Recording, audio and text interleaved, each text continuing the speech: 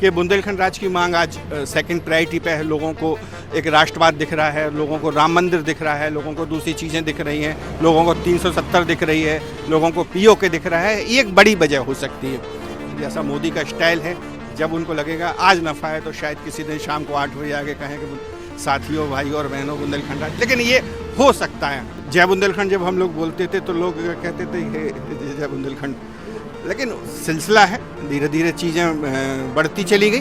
बुंदेलखंड राज की जो मांग है वो बीजेपी अपने घोषणा पत्र में रखती है, कांग्रेस भी इससे इनकार नहीं करती है, बसपा उत्तर प्रदेश विधानसभा में इसको पास करा ही चुकी है। एकमात्र राजनीतिक दल जो बुंदेलखंड राज का विरोध करता है या ये कहें कि समर्थन नहीं करता है तो वो 1939 में सबसे पहले ये बात ओरछा से उठी थी और उठाने वाले थे टीकमगढ़ के जो महाराज थे, जिन्होंने ओरछा में राम राजा का मंदिर, जनकपुर में सीताजू मंदिर। हम लोगों ने 93 में एक बहुत बड़ा आंदोलन किया था पूरे उत्तर प्रदेश और मध्य प्रदेश के बुंदेलखंड में जो टीवी रिले सेंटर थे उनको ठप्प करने का। अटल बिहारी सरकार थी, मैं नाम लेकर कह रहा हूँ, अटल बिहारी सरकार थी और उत्तर प्रदेश में कल्याण सिंह सरकार थी। कल्याण सिंह के आदेश पर ये हमसे उस समय के तत्कालीन झांसी के डीएम ने कहा था कि हमें मुख्यालय से, मुख्यमंत्री हाउस से फ़ोन आया था 9 लोगों पर, जिसमें मैं भी था, शंकरलाल मेहरोत्रा जी जो नहीं है वो, और 7 नाबालिग लोग थे। रासुका जैसा कानून लगाया गया, देशद्रोह जैसा कानून। अगर आपके पास जन समर्थन है तो आप जाके हमारे सांसदों को हराइए। आज भी वही बात है कि अगर हमारे पास जन समर्थन है, अगर लोग बुंदेलखंड राज की मांग चाहते हैं तो हमें कहीं ना कहीं बीजेपी को या जो भी सत्ता में है उसको हमें हराना पड़ेगा। नमस्कार दोस्तों, आज हम नई दिल्ली में हैं 13 ताल कटोरा में और यहाँ पर अपनो बुंदोली उत्सव महेश शर्मा जी के आवास पर जारी है। इसमें बहुत सी ऐसी हस्तियाँ शामिल हो रही हैं इस कार्यक्रम में जो कि बुंदेलखंड के विकास को लेकर, बुंदेलखंड को आगे बढ़ाने को लेकर, और जैसा कि हमारे चैनल का ध्येय है स्वतंत्र बुंदेलखंड, सफल बुंदेलखंड, तो बुंदेलखंड को एक पृथक राज्य बनाने की मांग के साथ जो पिछले लंबे समय से जो लोग लगे हुए हैं, ऐसे तमाम हस्तियां आज हमारे साथ यहाँ पे मौजूद हैं। उनमें से एक भाई साहब हमारे साथ हैं, हम सर से बात करेंगे और जानेंगे कि इस कार्यक्रम में वो कैसे शामिल हैं और बुंदेलखंड को लेकर क्या उनके संघर्ष चल रहे हैं। सर, बहुत बहुत स्वागत है आपका चैनल पर। धन्यवाद सर, क्या शुभ नाम हुआ आपका और कैसे? मेरा नाम हरिमोहन विश्वकर्मा है और बुंदेलखंड राज्य बनाने की जो मुहिम है, बुंदेलखंड मुक्ति मोर्चा का मैं फ़िलहाल अध्यक्ष हूँ। अच्छा। और बुंदेलखंड मुक्ति मोर्चा के संस्थापक भी हूँ। बहुत बढ़िया। तो 1989 में हम लोगों ने बुंदेलखंड मुक्ति मोर्चा, हमारे जो अध्यक्ष थे जो बदकिस्मती से अब हैं नहीं, शंकरलाल मेहरोत्रा जी, तो हम सब लोगों ने मिलकर नौगांव में छतरपुर जो है वहाँ हम लोगों ने इसकी नींव रखी थी और एक तरह से बुंदेलखंड राज के पूरे आंदोलन का जो नवोन्मेष था वो उसको ही कहा जाता है। तो 17 दिसंबर 1989 को हम लोगों ने बुंदेलखंड मुक्ति मोर्चा की आधारशिला रखी थी और उसके बाद से चीज़ें सब आपके सामने हैं। कैसा संघर्ष मतलब सर रहा शुरू से लेकर अभी तक का, मैं थोड़ा सा जानना चाहूँगा, क्योंकि एक बड़े संगठन के साथ, जो मुझे लगता है सबसे पहला संगठन है इस प्रकार से जिसने जो है बुंदेलखंड को स्वतंत्र बनाने की मांग रखी, तो कैसा संघर्ष अभी तक का रहा और क्या दिक्कतें जो है देखने को मिलती है? संघर्ष तो बहुत जटिल रहा, सच बात बताएं तो, और अभी भी संघर्ष की ही स्थिति है। सफलता की स्थिति इस मायने में हम कह सकते हैं कि अब ये राज्य की जो बात है लगभग हर राजनीतिक दल के प्लेटफॉर्म पर है। बुंदेलखंड राज की जो मांग है वो बीजेपी अपने घोषणा पत्र में रखती है, कांग्रेस भी इससे इनकार नहीं करती है, बसपा उत्तर प्रदेश विधानसभा में इसको पास करा ही चुकी है। एकमात्र राजनीतिक दल जो बुंदेलखंड राज का विरोध करता है या ये कहें कि समर्थन नहीं करता है तो वो समाजवादी पार्टी है। उनकी अपनी व्यवस्था होगी तो हमें उससे कोई गिला शिकवा नहीं है, लेकिन लगभग हर दल आज इसका समर्थक है। और जहाँ तक अगर हम इसके इतिहास की बात करें तो इतिहास 1939 में सबसे पहले ये बात ओरछा से उठी थी और उठाने वाले थे टीकमगढ़ के जो महाराज थे, जिन्होंने ओरछा में राम राजा का मंदिर, जनकपुर में सीताजू मंदिर, अयोध्या में कनक भवन, ये सब उनके परिवार की देन है, उनकी राजनीतिक विरासत है। तो वीर सिंह जी देव सेकंड, उन्होंने 1939 में ओरछा में बुंदेलखंड राज की मांग को लेके एक सम्मेलन किया था और उसमें बनारसी दास चतुर्वेदी जैसे दिग्गज लोग भी थे। उस सम्मेलन में दो मधुकर के नाम से उस समय एक पत्रिका निकलती थी, तो उस समय इसके 2 अंक भी उन्होंने निकाले थे बुंदेलखंड प्रांत निर्माण विशेषांक के नाम से। तो उसके बाद सिलसिला आज़ादी का जो समय था तो टूटा उसके बाद सिलसिला, लेकिन समय समय पर ये चीज़ चलती रही। दिक्कत ये थी कि ऐसे संगठन एक नहीं थे, ना बुंदेलखंड राज की मांग कोई ऐसा मुट्ठी बन पा रही थी। उस समय जो लोग बुंदेलखंड राज की मांग कर रहे थे उसमें बैद्यनाथ के विश्वनाथ शर्मा थे, मध्य प्रदेश के पूर्व मंत्री महेंद्र मानव थे, उत्तर प्रदेश के पूर्व विधायक देव कुमार यादव थे। सब अपने अपने संगठन बनाए थे, अलग अलग अपने अपने स्तर पर लगे थे, इक्का दुक्का जो उनके व्यक्तिगत प्रयास थे। संगठन के स्तर पर कोई प्रयास था नहीं। संगठन के स्तर पर जो सबसे पहला प्रयास है वो बुंदेलखंड मुक्ति मोर्चा का ही कहा जाता है। और जब हम लोगों ने बुंदेलखंड मुक्ति मोर्चा की आधारशिला रखी तो सच्चाई ये है कि लोग मजाक उड़ाते थे। जय बुंदेलखंड जब हम लोग बोलते थे तो लोग कहते थे ये जय बुंदेलखंड, लेकिन सिलसिला है, धीरे धीरे चीज़ें बढ़ती चली गई।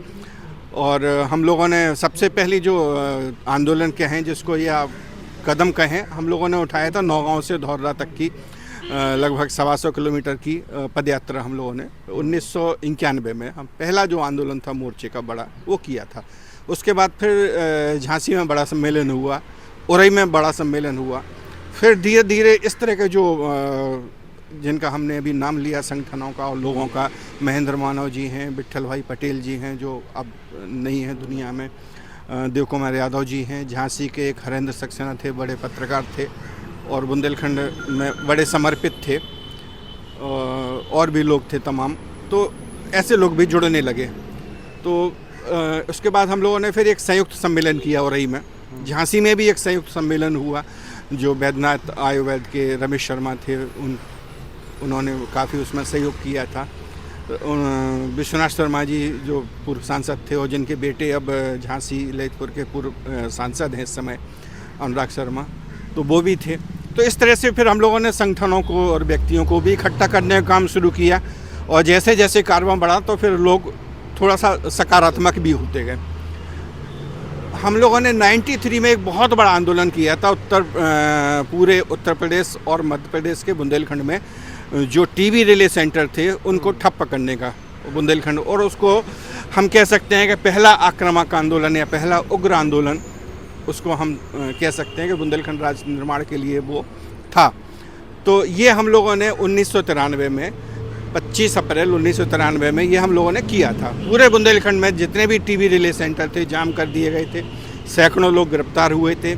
झांसी में रिले सेंटर किले के अंदर है, वहाँ पुलिस की तमाम व्यवस्थाओं के बावजूद, तमाम किलेबंदी के बावजूद, नाकेबंदी के बावजूद 100-150 युवा अंदर घुस गए थे और टीवी रिले सेंटर में तोड़फोड़ वगैरह जो की थी। लगभग 1 महीने झांसी में रिले बंद रहा था टीवी का या डिस्टर्ब रहा था। 44 लोग झांसी में हम लोग गिरफ्तार हुए थे, जेल भेजे गए थे। और उसके बाद पूरा झांसी, मतलब आप कह सकते हैं कि पूरा झांसी लगभग आंदोलित हुआ था। और इसका अनुमान आप इस बात से लगा सकते हैं कि प्रशासन को ये लगा था कि अगर इन लोगों को हम बाहर लेके गए जेल से तो बवाल हो जाएगा, तो जेल में ही न्यायालय लगा था और हम लोगों को जमानत दी गई तो हम लोगों ने मना कर दिया। तो जब मना कर दिया उसके अगले दिन बाद फिर कोर्ट लगी और हम लोगों को बिना शर्त रिहा किया गया। उसके बाद तो फिर आंदोलनों का सिलसिला चलता रहा। दिल्ली में हम लोगों ने संसद में पर्चे फेंके 9 लोगों ने, जहां एक भी पुर्जा, एक भी कागज़ की पर्ची ले जाना नामुमकिन थी। हम लोग इतने कागज़ के और कपड़े के पर्चे लेके गए थे। उसकी अपनी एक ट्रिक थी। तो मध्य प्रदेश की विधानसभा में पर्चे फेंके, उत्तर प्रदेश में घेराव किया। तो विधानसभा, संसद, दोनों राज्यों की ये सब हम लोगों ने बहुत किया। क्या लगता है सर, मतलब मैं थोड़ा सा यहाँ पे ये भी जानना चाहूँगा आपको, क्योंकि संघर्ष लगातार है, आंदोलन भी हुए, आक्रोशित भी हुए, जैसे कि आपने बताया कि तोड़फोड़ भी की गई, एक आक्रामक रूप भी जो है वहाँ के लोगों ने या जो संगठन है उन्होंने अपनाया। लेकिन बावजूद उसके एक मतलब कई सालों से ये मांग चली आ रही है। लेकिन क्या वजह है जिस वजह से, बेशक इसमें राजनीतिक कारण होंगे, लेकिन क्या एक आप मुख्य वजह अगर मैं आपसे जानना चाहूँ कि जिसकी वजह से बुंदेलखंड को पृथक राज्य बनाने के लिए हामी नहीं भर पा रही है? क्या उत्तर प्रदेश की सरकार, क्या मध्य प्रदेश की सरकार और क्या केंद्र सरकार, इसमें क्या इन सरकारों की कैसी भूमिका है और क्या वजह है, मतलब मुख्य रूप से अगर जानूँ तो? कि आप वजह बताने से पहले एक बात और मैं छोटी सी बोलना चाहूँगा कि 98 से हम लोगों ने एक उग्र आंदोलन बाकायदा शुरू किया था। उसमें सांसदों का अपहरण, रास्ता रोको, रेल रोको, गाड़ियों का रेलों का पूरी तरह से चक्का जाम, और ये बहुत सफल रहा था और बहुत बड़ा जन आंदोलन हम लोगों ने उस समय बना लिया था। सरकार ने एक डिसीजन लिया था कि उसको उत्तराखंड, झारखंड और छत्तीसगढ़ बनाने हैं। ये तो अब बुंदेलखंड सरकार को बनाने की मंशा थी नहीं, तो पूरे आंदोलन को तोड़ने के लिए एक फर्जी प्रपंच रचा गया। एक रोडवेज की बस जलवाई गई, उसमें हरिमोहन विश्वकर्मा जिंदाबाद, शंकरलाल मेहतरा जिंदाबाद के नारे लगवाए गए, और उस घटना में एक व्यक्ति की मौत भी हो गई, कुछ लोग घायल भी हुए। तो उसको आड़ लेके पूरे आंदोलन को कुचलने का जो षड्यंत्र केंद्र सरकार ने किया, अटल बिहारी सरकार थी, मैं नाम लेकर कह रहा हूँ, अटल बिहारी सरकार थी, और उत्तर प्रदेश में कल्याण सिंह सरकार थी। कल्याण सिंह के आदेश पर, ये हमसे उस समय के तत्कालीन झांसी के डीएम ने कहा था कि हमें मुख्यालय से, मुख्यमंत्री हाउस से फ़ोन आया था 9 लोगों पर, जिसमें मैं भी था, शंकरलाल मेहतरा जी जो नहीं है वो, और 7 नाबालिग लोग थे। राष्ट्र का जैसा कानून लगाया गया, देशद्रोह जैसा कानून, 302 लगाई गई, 120 भी लगाई गई, और पूरे आंदोलन को तोड़ के एक कुचक्कर रचा गया और उत्तराखंड, छत्तीसगढ़ और झारखंड बनाए गए। 2014 में जब तेलंगाना बन रहा था, तब भी हम लोगों ने विरोध किया था, अपनी मांग को ताकतवर तरीके से रखा था, लेकिन उस समय भी कुछ कुचक्कर हुए। तो इस तरह से अब सरकार की मंशा क्या है? हमारा मानना ये है कि आज एक जन आंदोलन का फेज है वो हम पूरा कर चुके हैं। बुंदेलखंड मुक्ति मोर्चा का ऐसा मानना है कि ये मांग आज धरातल पर है, सबको दिख रही है, राजनीतिक दलों को दिख रही है, राजनेताओं को दिख रही है। उसमें फ़ायदा और नुकसान ढूंढने की बारी है केवल, जहां फ़ायदा या नुकसान दिखेगा। देखिए, छत्तीसगढ़ बनाया, छत्तीसगढ़ में कोई जन आंदोलन नहीं था, झारखंड में जन आंदोलन था, उत्तराखंड में जन आंदोलन था, लेकिन कांग्रेस को उसमें लाभ दिखा, कांग्रेस को तेलंगाना में लाभ दिखा, तो अपनी पूरी सरकार कुर्बान करके मैं मुख्यमंत्री के तेलंगाना बनाया। तो अब केवल लाभ हानि दिखने की बात है।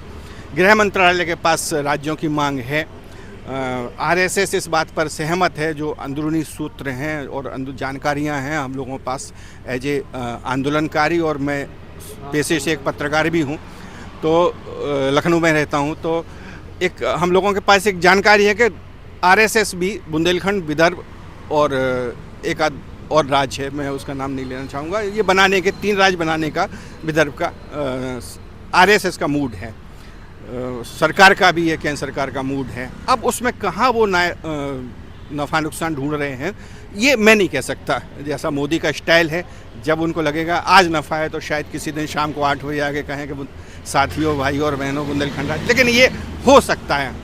थोड़ा सा यहाँ ये और कहना ज़रूरी है कि चाहे वो बुंदेलखंड मुक्ति मोर्चा हो, चाहे और जो आंदोलन की बात करने वाले लोग हैं, भले वो अपनी व्यक्तिगत प्रोफाइल के लिए कर रहे हों, लेकिन उनको थोड़ा सा ताकतवर और एक सूत्र में होना पड़ेगा। क्योंकि जब भी किसी जनप्रतिनिधि से बात करो, ये बात हम लोगों से अटल बिहारी वाजपेयी ने 98 में भी कही थी कि अगर आपके पास जन समर्थन है तो आप जाके हमारे सांसदों को हराइए।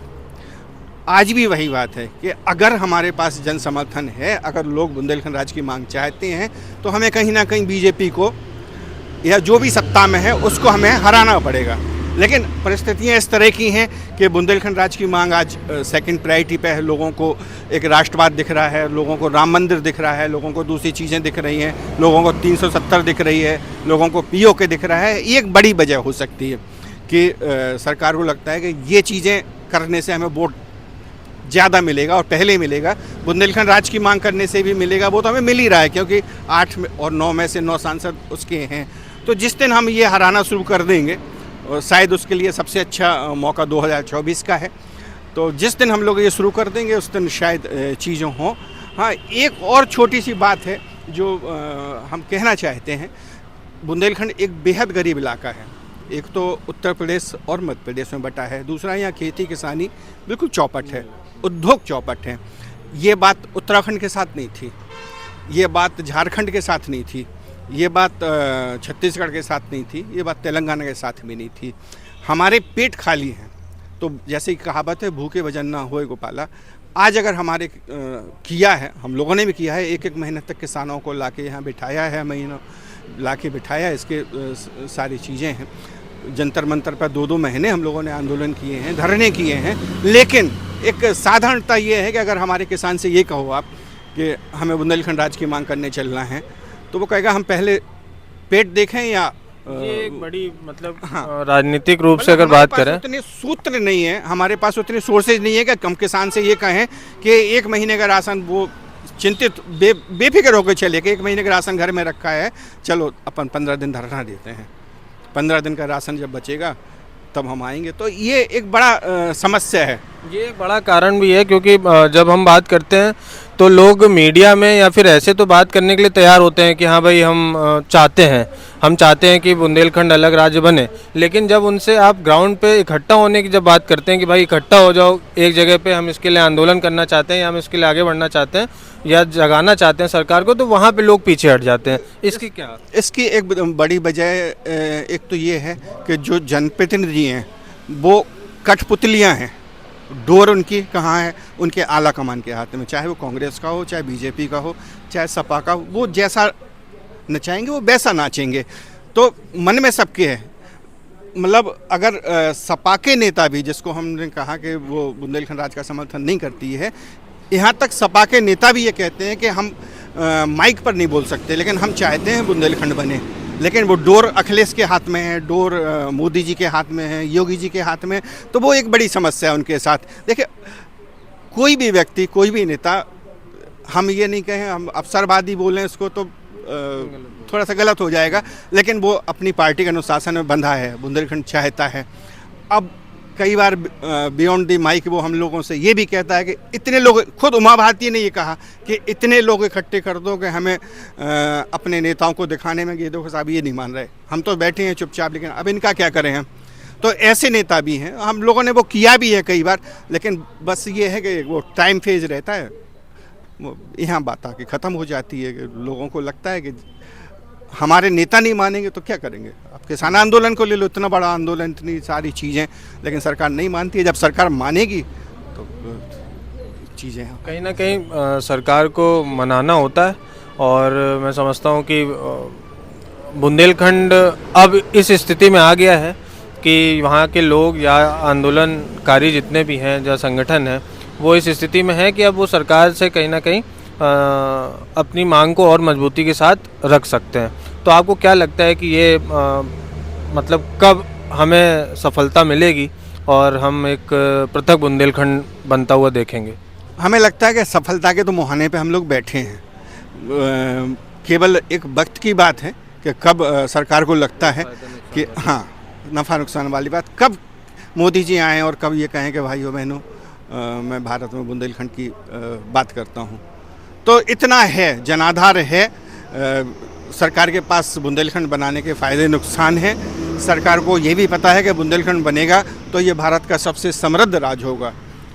सारी सरकारों को पता है, दोनों राज्य सरकारों को भी पता है और केंद्र सरकार को भी पता है, क्योंकि जितने मिनरल्स, जितना पानी, जितने जंगल, जितने राज्य सरकार ने हाल ही पिछले 20 साल में बनाए हैं, शायद बुंदेलखंड जितना समृद्ध कोई नहीं होगा।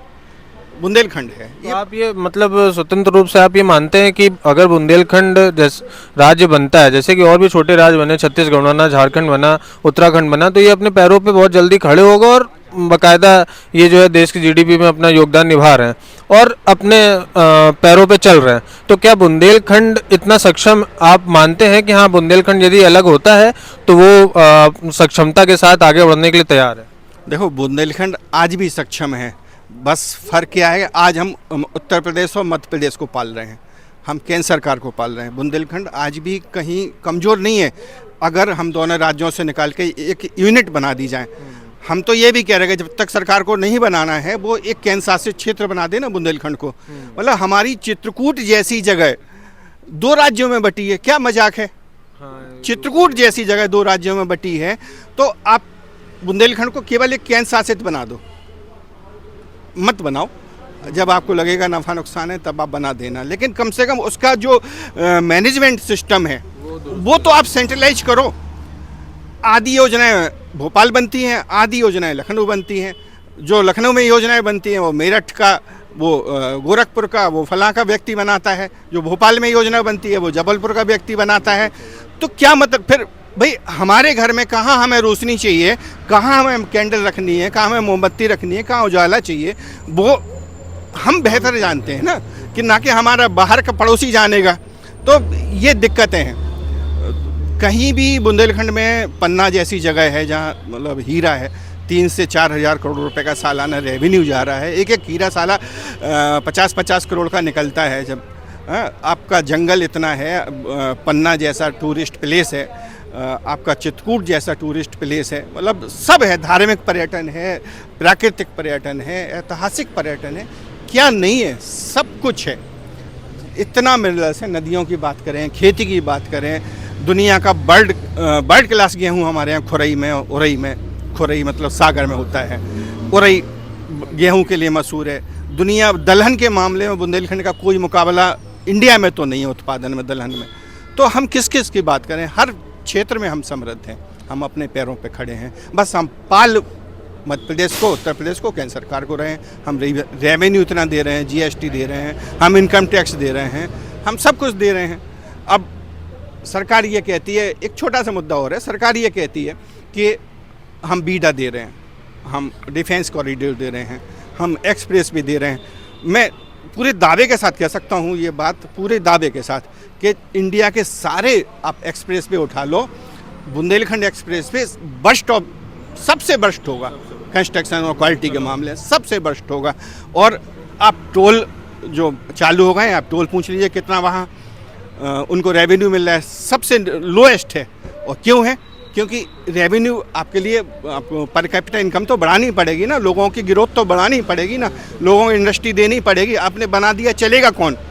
अरे कितने लोग हैं चलने वाले, दिल्ली से चित्रकूट जाने वाले। तो आपको रेवेन्यू बढ़ानी पड़ेगी, क्षेत्र को पर कैपिटा इनकम के मामले में आपको समृद्ध करना पड़ेगा।